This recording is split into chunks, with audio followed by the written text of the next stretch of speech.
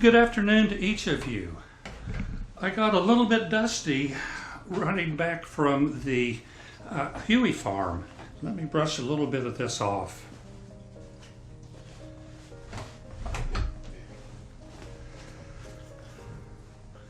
Oh, I'll tell you about this in just a little bit. After delivering baby Theodore, I was invited to have lunch with the family, and on a shiny oilskin cloth there was a gigantic loaf of homemade bread, a large bowl of golden butter, a generous supply of alfalfa honey in the comb, and a piping hot tin can of hot coffee. It warmed my cockles of my heart. Mighty tasty. Now, that was my fee for delivering baby Theodore. That and a shiny silver dollar. I'll get into that a little bit more too. Before I talk about medicine in the Cherokee Outlet and Oklahoma Territory, let me tell you a little bit about myself. I'm Dr. James T. Stovall. Born and raised in the state of Kentucky, where the great frontiersman Daniel Boone helped establish. Did you know that his youngest son Nathan came very close to where we are right now in 1843 on an expedition? I was born in 1853. I grew up near Bowling Green, Kentucky.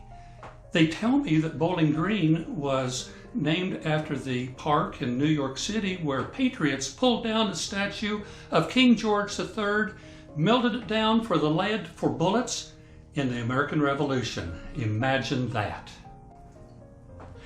On our farm, a creek called Difficult Creek meanders through tall grass fields of Kentucky bluegrass where horses grazed. You see, we raised horses. We raised Morgan horses. Morgan horses are the first truly American breed developed by Justin Morgan in Vermont.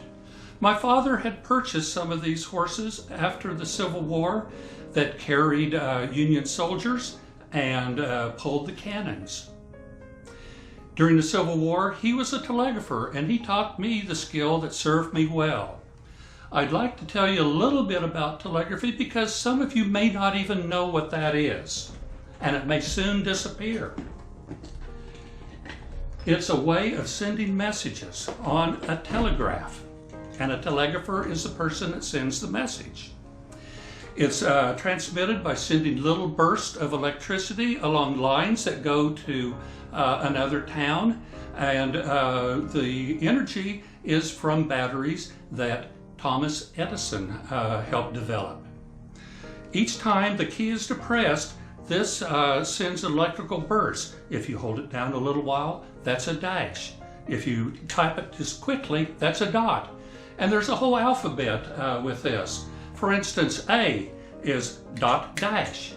B is dash dot dot dot. C is dash dot and so forth. I thought this career would serve me well. After I finished school, I was a telegrapher for a railroad company in Bowling Green, thinking that this was my lifelong profession. But after my younger brother and sister died from diphtheria, I was moved to think about medicine, thinking that if I was a doctor, I might be able to keep other parents from going through the grief of losing their children. I worked a little bit longer at the railroad station, and then I was accepted into the Louisville College of Medicine. There for 3 years, I did what amounted to an apprenticeship.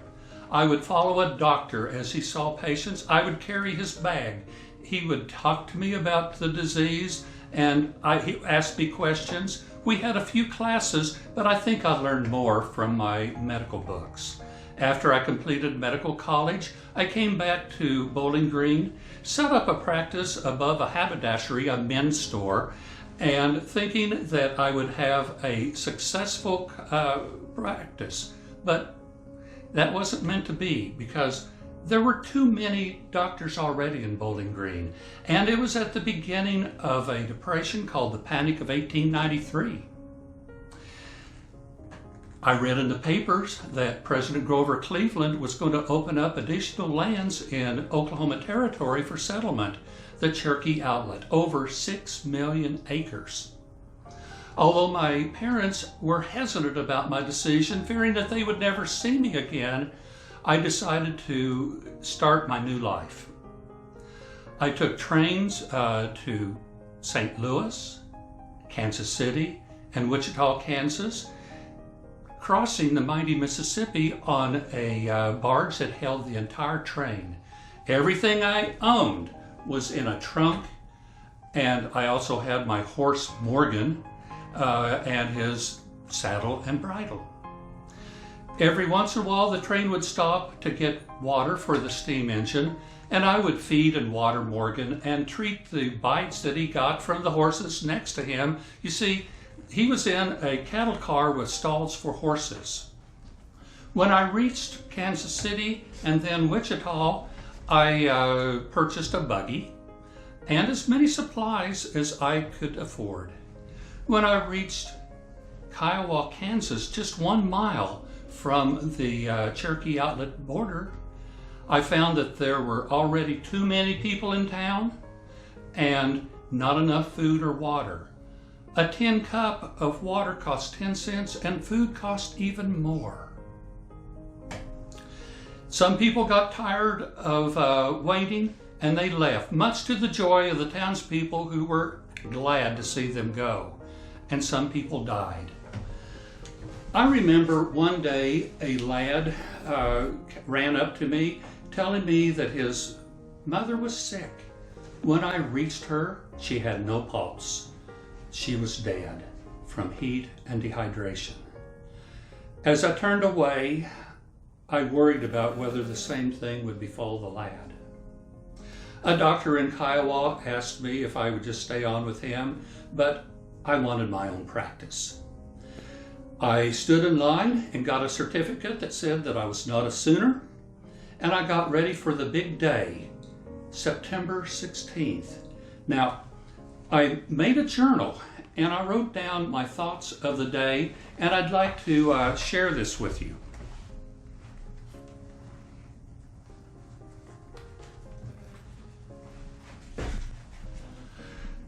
The day has finally arrived. I pull a bandana over my face as the hot air is filled with smoke from the fires the cavalry set in the gullies and valleys to force out Sooners, people who wanted to sneak into the outlet early, hide, and then come out and stake a claim after the starting gun had fired. They're cheaters. It's windy and the dust swirls around the restless horses. There are about 8,000 of us at the line. Horses, mules, wagons, buggies, bicycles, and men on feet. There's a train at the line with smoke billowing from its stack, steam escaping from the pistons in front of the huge drive wheels. There are settlers hanging from the doors and sitting on top of the nearly 30 cattle cars. The train is to travel 15 miles an hour and stop once in a while to let settlers off of the train. When the starting gun fires, it is pandemonium. Men on the train fire their guns into the air. The train whistle blows, church bells ring, and the townspeople who came out to watch the spectacle fire their guns into the air, indeed a pandemonium. It was time. My horse wasn't the fastest off of the line, but he had endurance. The thoroughbreds were first, but then they played out after about 10 miles. I raced through prairie land that you could see for miles. I had to watch out for prairie dog holes that might break Morgan's leg. I crossed a dry riverbed called the Salt Fork, and after 1 hour and at about 15 miles, I reached the townsite of Alva, one of the 4 planned cities for the Cherokee Outlet. I was able to stake a claim on one of the platted lots of 320 acres that was close to the town square. I was able to get to the land office that same day because I had beaten the train. Morgan was dependable. Now let me tell you a little bit about my experience with medicine. I enjoyed taking care of the city folk, but I think I enjoyed taking care of the country folk even more in this beautiful prairie. The people didn't have much money, but they were willing to pay their debts. I was paid initially in chickens, eggs, baked bread, sand plums, which were plentiful, and turnips. Oh, so many turnips. I learned about Oklahoma winds very early. One day I had the buggy top up and the wind caught under the top and lifted the entire carriage off of the ground. If it wasn't for the weight of my horse, it would have been disastrous. That was the same day that I was called to the Huey farm. It seems that Bessie the cow got upset and kicked Mr. Huey, breaking his lower leg. After I had set his leg, I was about to leave when Mrs. Huey asked me, "Well, aren't you going to take care of Bessie?" Well, it seems that Bessie had cut her leg on the edge of the pail during the incident. So I sat down and I carefully sewed that foot. I did not want to have my leg broken. I was paid with a bucket of sand plums from Mrs. Huey and a cup of milk from Bessie. I took the sand plums to my office assistant, who would bake them into pies and serve them to people who waited for me in the office while I was on house calls. I think some people came to the office because they were so good, they hoped that they'd get a piece of pie without having to see me. In the early years, I treated tuberculosis, smallpox, typhoid fever, diphtheria, malaria, which is also called the fever or the chills, or some people call it the ague. Some of the settlers think that they get malaria from the freshly tilled soil. Shortly after our land run, there were 45 people in Stillwater, a ways away from here, that got typhoid fever. 17 of them died. I don't like surgery, but I will lance carbuncles or sew up cuts. I've been known to make a house call, deliver a baby, and then at the same house call, pull a tooth from one of the children. Dentists, I found, don't like to make house calls. They want people to come into their offices. So most of my fellow doctors carry some pliers to help take care of those teeth. Around 1800, a researcher in France, I believe, was able to describe something called microbes, which means tiny, short-lived, which are little things that you can only see under a microscope. And he postulated that these could be causing disease. I think that about 4 years ago, some researchers found 2 of these microbes that they called Staphylococcus and Streptococcus that were found in the sputum of a pneumonia victim. We're starting to think that many diseases are caused by these microbes, and if so, that there might be a way that we can treat these diseases other than just taking care of their fever and giving something for their cough. I generally have to take all of my medicines and equipment that I'm going to need for a house call in a bag. I drive a buggy. If a doctor rides a horse, he has saddlebags that has all of his equipment. And I'll show you this in a little bit. I've talked to you about my journey from a Kentucky horse farm to Oklahoma Territory for a reason, that as you go through life, I want you to realize that your plans and your dreams can change. I was going to be a horse farmer just like my dad. I was going to be a telegrapher just like my dad. And then I was motivated to be a doctor. And although there was failure back in Kentucky, I found success here in this glorious land. I'd like to spend a few minutes telling you about what a doctor has in his doctor bag, because it'll also give you a little bit more about the history of medicine leading up to this year that will be beginning the 20th century. Imagine that. Again, I told you that doctors need to have their medicines with you. So most doctors have a compartmentalized medicine vial container that has different things. I have willow bark, I have aspirin. Oh, let me tell you about that. Clear back 2,000 years ago, with Hippocrates, considered the father of medicine, for the pneumonia that he described accurately and coined the name pneumonia, he would use ground up willow bark.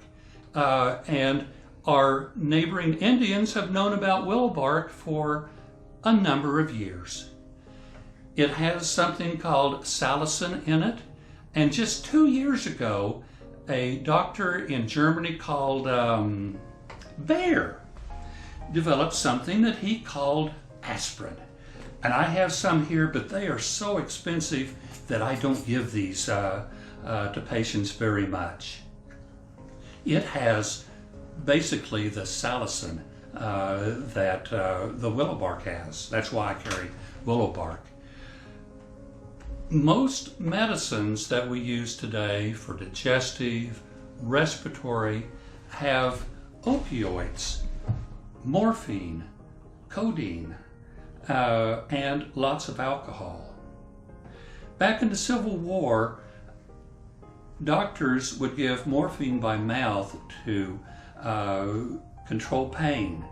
After the Civil War, a husband and wife research team tested on themselves doses of injectable morphine to see what was needed to control pain. Unfortunately, both of them became addicted to the morphine, and in 1870, the woman died, making her the first opioid overdose in American history. It's sad. As we have searched for safer medicines, phenacetin, aspirin, we're trying to find ways to cut this down, and my fear is that there will be more deaths from opioids if we don't find something safer. Now, in about 1820, another French doctor felt uncomfortable with listening to the chest of people for heart sounds and breath sounds, and particularly with women. And so he developed initially a roll of cardboard that he would hold up to the chest, but then he developed a monaural stethoscope, meaning one ear. And you would put this up to the ear and this against the chest. You were also separated more from disease, by the way, and you could hear the sounds actually better. This was good until the Civil War time, in which another doctor developed a binaural stethoscope, meaning two ears. This has been slow in acceptance. This one was made in 1890, and it cost more than I want to tell you, but it again improves the sound. I think they will probably make additional modifications of the stethoscope. I mentioned bringing my medicines, and some people ask, you mean you had to give people willow bark to swallow? Well, yes, but we would mix it up. I would grind it with a mortar and pestle, and then I'd mix it with a little bit of alcohol, and water, and maybe some sugar to make it go down a little bit easier. This is one of the most important advances in medicine in the last half of the 19th century. The thermometer. This size has been out about 4 years. Before this, around Civil War time, thermometers were a little over a foot long, and it took 20 minutes to be able to get a person's temperature. Someday, people in their homes are going to have these thermometers, because this helps us sort out what are infectious diseases and what are just allergies and other afflictions. What else do I have in it? Oh, remember those teeth? This is made in Germany 10 years ago, and it has even a nice grip here that you can get a good hold on that tooth. It replaces something called a tooth key, which looked like a corkscrew that they screwed around the tooth before they jerked. Pretty gruesome. That's why I'm not a surgeon. What else do I have in here? Oh, I have a, this is one of my doctor friends in Bowling Green. This is a folding scalpel that was used during the Civil War. It has a bone handle, and it was one of the first scalpels that could be sterilized. Before this came along, the handles were made of wood, which you couldn't sterilize. And as a result, a lot of disease was spread. A man called Joseph Lister from England in the 1850s expanded on the germ theory from Louis Pasteur, thinking that a lot of diseases were caused by not washing hands, by not sterilizing the material we use to sew people together or the equipment. And so he was the first doctor to demand that his attendants wash their hands, even use gloves. And they found that this reduced the death after surgery by 40%. Pretty impressive. I have a few more things in here. This is something that I've had to battle. This is a bottle of snake oil. You've all heard of snake oil. There is a real snake oil. It's made from boiling the skins of the Chinese water snake in water and then extracting the oil. And then it's put in bottles. The Chinese workers that came over for working on the railroads after a long day and sore muscles would rub this on as a liniment, and it would work. But there are snake oil salesmen that take castor oil or mineral oil, put a little bit of red food coloring in it, and sell it for 50 cents a bottle. Now, mind you, a hardworking man today gets $1 for a whole day's work. The second thing that we have to deal with are quacks. These are people who saw the opportunity to come to the Cherokee Outlet and have an opportunity to practice medicine when they had no training. And in 1894, we had a meeting at the territorial capital in Guthrie that set some of the rules that saying people had to have some formal training, and they couldn't just proclaim that they're a doctor without some kind of a level of expertise. And that, I think, is headed in the right direction also. I think I've shown just about everything. There is something called a needle and syringe. Probably you haven't had any of these yet. Some doctors will use these for injecting morphine, but now I don't do that. I draw blood, and by looking under a microscope, I can tell about infections. I can tell about anemia. And I think that this is going to go a long ways. I hope you can come up and take a look at this at the appropriate time. I would be entertaining some questions. Oh, I found one more thing here. This is a spool of thread from the Civil War. It's almost like the thread that your mothers may use to sew dresses together. In about 1880, we started sterilizing this. Before, we'd cut off a piece, throw it back into a box. Just this year, a company from England called Johnson & Johnson put an ad out for 6 expert glass blowers that they wanted to make tubes that they would then put some of the suture material in, put some carbolic acid in to sterilize, and then seal it. And this is one of them. You'd break this open and you would use this and you would throw the rest away. I have some needles here to show you that doctors oftentimes just pull needles out of the box like this without using the sterilizer, and sometimes would use the same needle time and again without sterilizing it. I know. I can't imagine it either. I've enjoyed talking with you. I think that is getting just about time to go. I think so. Are there any questions that you might have? If you don't, I will say have a good day. Thank you.